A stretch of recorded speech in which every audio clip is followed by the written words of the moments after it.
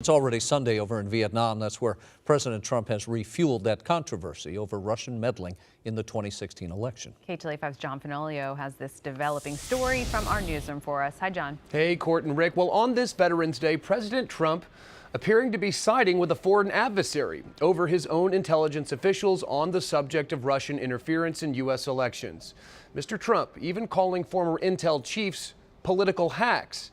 As you might imagine, it's a line that's not sitting well with lawmakers from either party.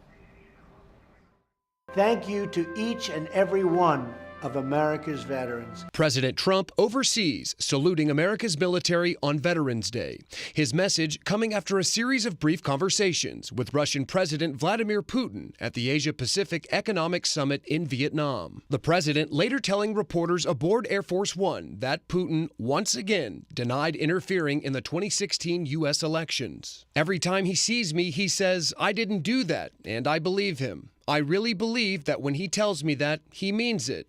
Trump also said Putin felt insulted by the question, then went on to insult former top intelligence officials like James Clapper, Brennan and James Comey, calling them political hacks. The U.S. intelligence community concluded in January that Putin himself ordered an influence campaign into the election.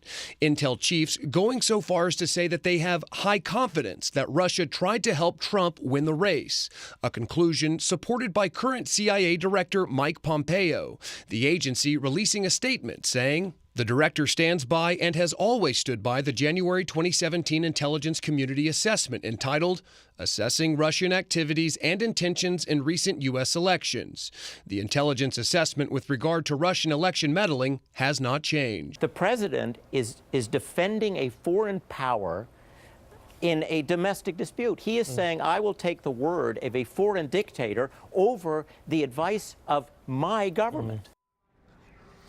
John McCain, who chairs the Senate Armed Services Committee, was quick to chastise the president. McCain says to believe a former KGB colonel over the U.S. intelligence community is not only naive, but also puts the nation at risk. As you might expect, President Trump is already firing back on Twitter. More coming up tonight on the news at 10. Court, Rick, I'll send it back to you. John, thanks so much.